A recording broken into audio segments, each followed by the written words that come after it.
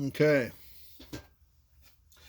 going to show you how to tie up some baits. These are, I wouldn't say they're specifically for the slingshot, but they're important.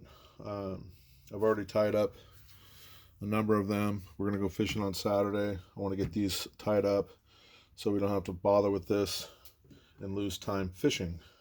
So I'm going to do these up now. I'm going to show you how to do it. You're going to need some Dacron. This is nothing special. It's 80 pound. You could do 60, whatever you have would be pretty much probably work. Wouldn't get any lower than 40. You're gonna need some stretchy string. I use this magic thread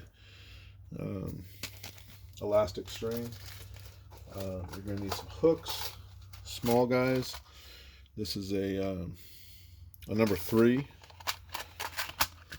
I'll do one for you.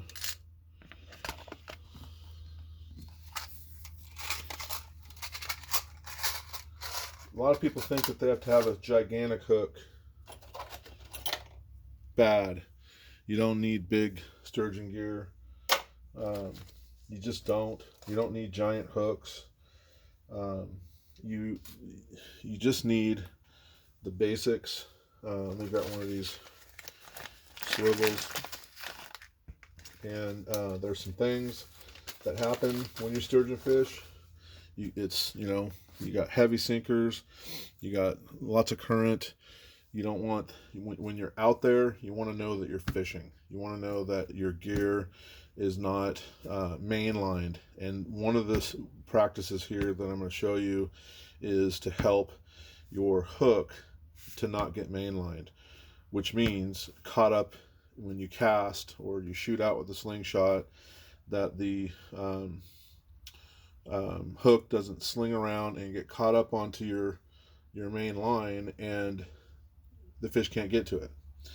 You also do not want bait or anything traveling down and getting buried down in here so that the fish can't get to the hook, so you can't set it. So I'll show you the way I do it, the way I was taught how to do it. I've got a few things that I do on my own.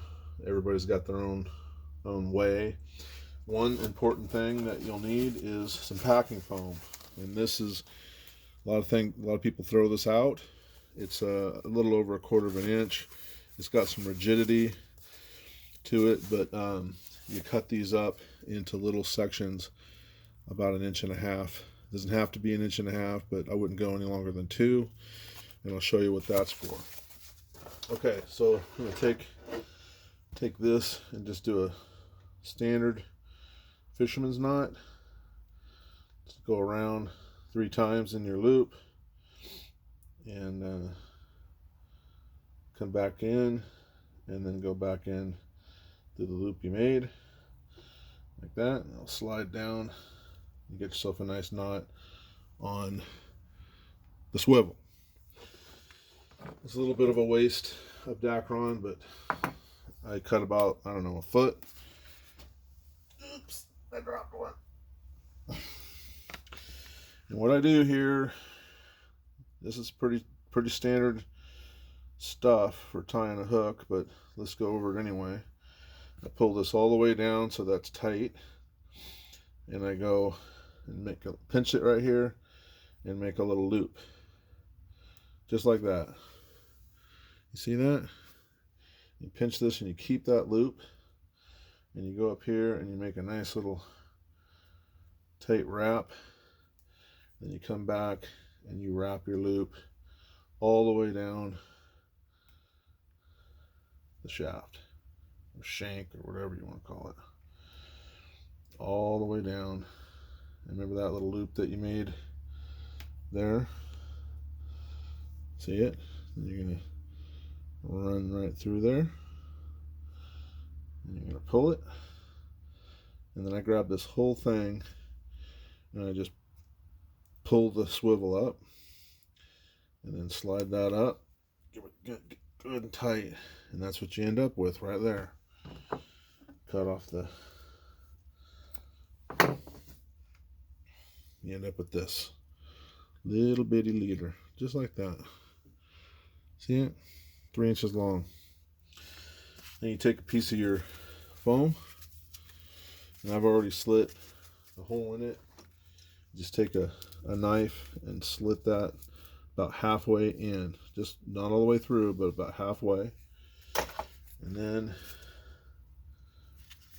you take your rig and you lay this in there just like that. And you want that swivel sticking out of the end just like that. Okay, you take your stretchy string, and I go, the first thing I do is I go around this into that swivel, I don't know, 5 or 6 times, and then I jump onto the foam. Ooh, drop that thing. Now I got 1,000,000 miles of it. And then you just work your way down. Work your way down the packing foam. And you want to bury that hook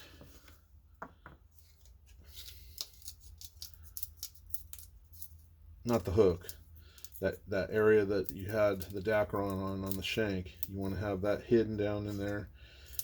It's going to help. There you go. It says you don't have to tie this stuff, but I do. I tie it anyway.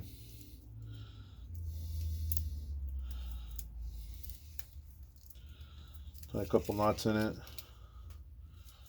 Go around a couple more times. Tie a couple knots. Cut your extra off. I cut a little bit of that off. All right. Then what you have is this. It stays perfectly straight, just like that. Right? That's what you want. And this is going to end up being backing. And when we're out there, and I'll have another video and I'll show you, and we'll tie the bait onto this backing. And this backing, I mean, the bait, there won't be much bait on here. Very little. It'll be on this back side. And what this will do is when that string, say this is the string going to your pole, and then we're going to tie the sinker leader on the same loop. So this loop is going to go to your reel, and then on the same, there'll be 2 knots on here. The next one's going to go down to your sinker, and your sinker leader is going to be about 36 inches long, and I'm going to show you how to make that.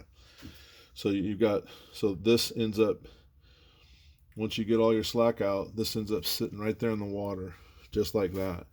And you can see the importance of that. If the current's going like this, it could go. If this is just like this can swing around and it can hook onto your main line, right? And you don't want that. You don't want this to be sitting. Let's say this was your fishing line going to your reel. You certainly don't want your bait hooked on there and you'd be fishing like this. Bad. It's a bad thing. Now, what I do, like you see here, I'll make up all these, and I take a jar of pickled roll mop. Doesn't matter what brand, doesn't matter what type. And what I'll do is I'll make these up today, and then I'm gonna stick them all in the vinegar. See that? They're gonna be all down in there. I'll have 7 of them all made up. Oh, gotta crimp your barb. You can see that barb there. Gotta squeeze that over. Not allowed to have those. There you go. And there you go. Push that down there. Close her up. I'll put that in the fridge. My wife hates it, but this will sit in the fridge all week. We're going to go Friday night. We'll spend the night on the side of the road, and then at the break of dawn, we'll go down to the Columbia River and we'll fish, and we're going to use the Slingshot. So I'll show you how the Slingshot gets all put together when we put it together at the river.